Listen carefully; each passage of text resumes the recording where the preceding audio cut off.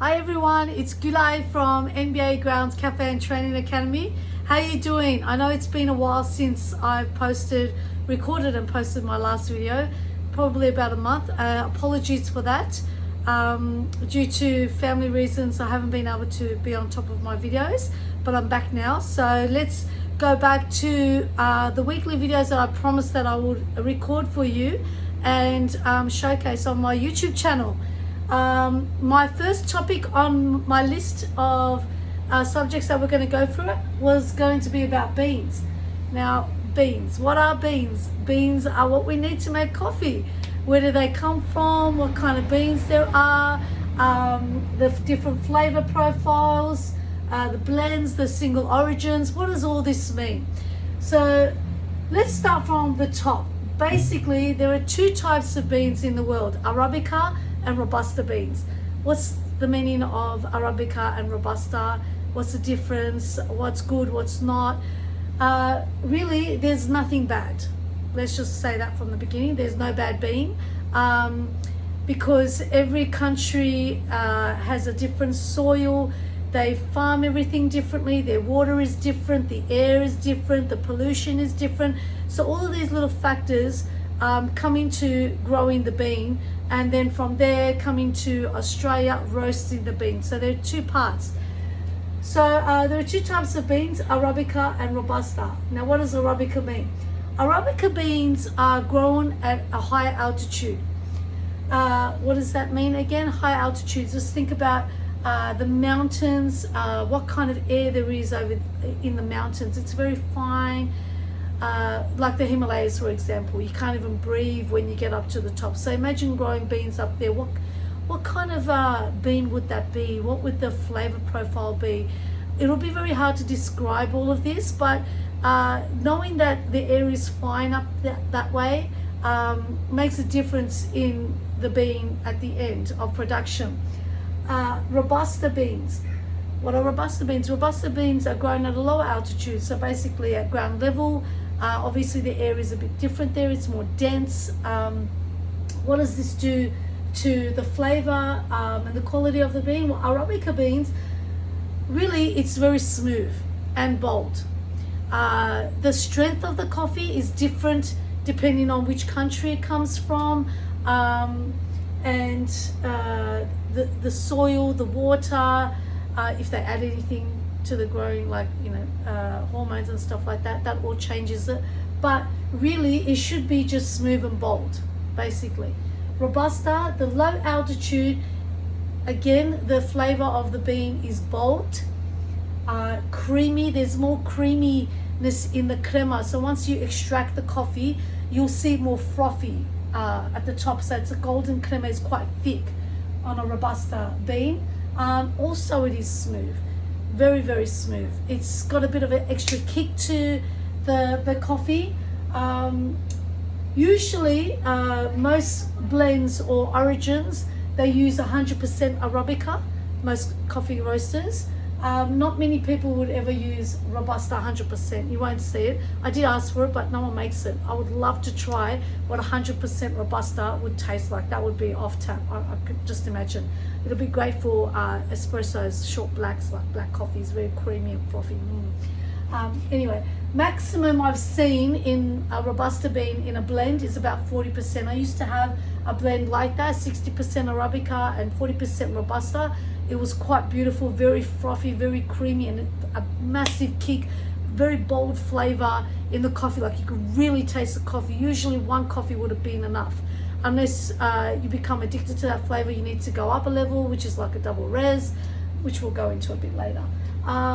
Now, blends versus single origin, what does this mean?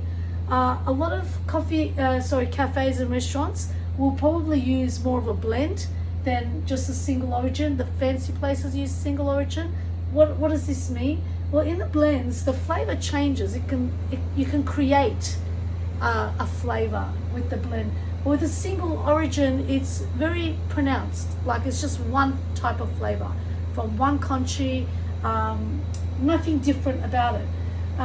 The most popular countries in origins that are known are from Brazil, Colombia, Indonesia, Timor, Ethiopia, Papua New Guinea, India, and etc. etc. etc.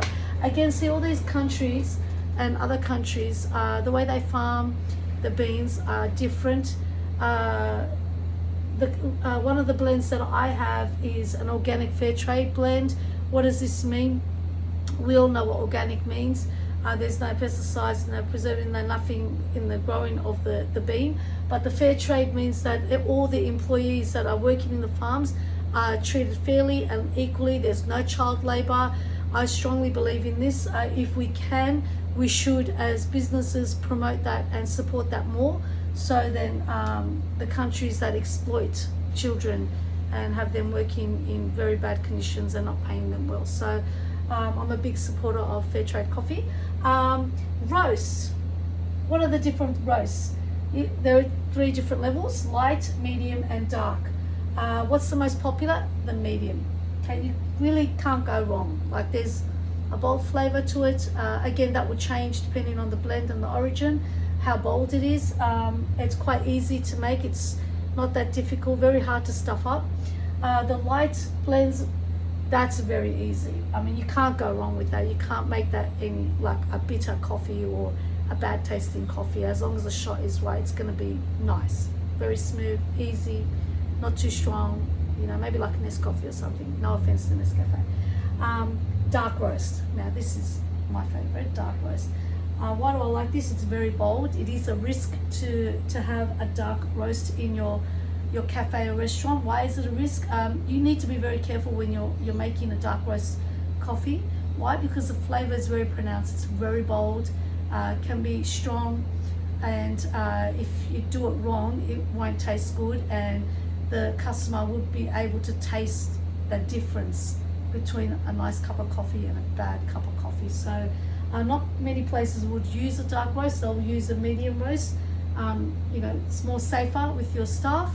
I generally prefer the dark, because once they taste a real good coffee, they're guaranteed to come back, because they won't be able to find that kind of flavor anywhere else.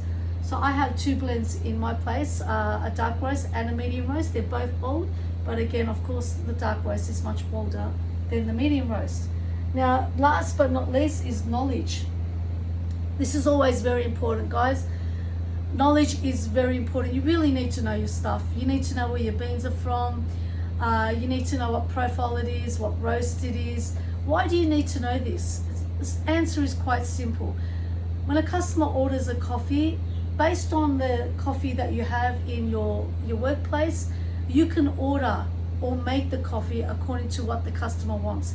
Now, I know that's really customized and not many people would be bothered to do that, but trust me, it makes a massive difference to your business, to you as well as an employee in your growth. The fact that you've taken care in what the customer wants and likes and actually presents and serves to them, you know, that's like 10 stars to you, even tips, great tips to you guys. So knowledge is really, really important. You really, really need to know your coffee. Not just your coffee, you really need to know your menu, where you're working, so you know how to answer the customer. The one thing you should never ever do is say, I don't know. That is the wrong answer. The other wrong answer is, no, we don't have it, or no. Basically, anything that has no or a negative answer to it, you should not use while you're working in a hospitality premise. You should always offer alternatives. But we have this, and you could try it this way, or you can have this is quite similar, it tastes like this, and go into a descriptive mode about the coffee that they're, or the drink, or even the food that they're ordering. So if you don't have it and you can't make it, like decaf coffee, for example, I don't serve decaf coffee. Why don't I serve decaf coffee? Because I'm in Auburn, and in Auburn it's very, very, very, very rare that someone asks for a decaf coffee, and I do not like to have an open bag of beans or ground for a long period of time. Maximum should be a day, and I want to be able to use it and get through it in that day or the very next day. So when you have a decaf coffee, beans or ground, and it's open, the bag is, no matter how much you seal it and you keep it in a dark place, try and keep it as fresh as possible. It doesn't matter, air has gone into the beans or in the ground, and the oil start dripping off. So when you're doing a shot and the extraction is coming out, it's very hard to get it right in the right timing. And if you can't get it in the right timing, you're serving a bad coffee. So because we don't have many decaf drinkers in Auburn, I don't serve it. So what do I offer instead of saying, I'm sorry, we don't have decaf? So how can I make you a very, very weak coffee? Both my coffees are bold, but one is medium, so I can make it very, very weak for you, and at least you'll get the taste of the coffee. And 9 out of 10, the customers always say yes, yeah, that would be great, that would be fine. Customers don't like a negative response. They don't want to hear the word no. It's better if you come back to them with a different option, a different offer. And that's how you improve your sales skills as well. So my friends, knowledge is very, very important. Learn your stuff, know your stuff, and know how to say your stuff. So you're happy, the customer's happy, your boss is happy, your teammates are happy, everyone's happy, and peace to all. So my friends, just a quick overall on beans. There are 2 types of beans, Arabica and Robusta. What's the difference? One's grown at a high altitude, the other one's at a low altitude. This changes, it makes a difference where the beans come from, which country they come from. The blends versus single origin, the roast, the light, medium and dark, and your knowledge. So my friends, we've gone through the beans topic this week very briefly.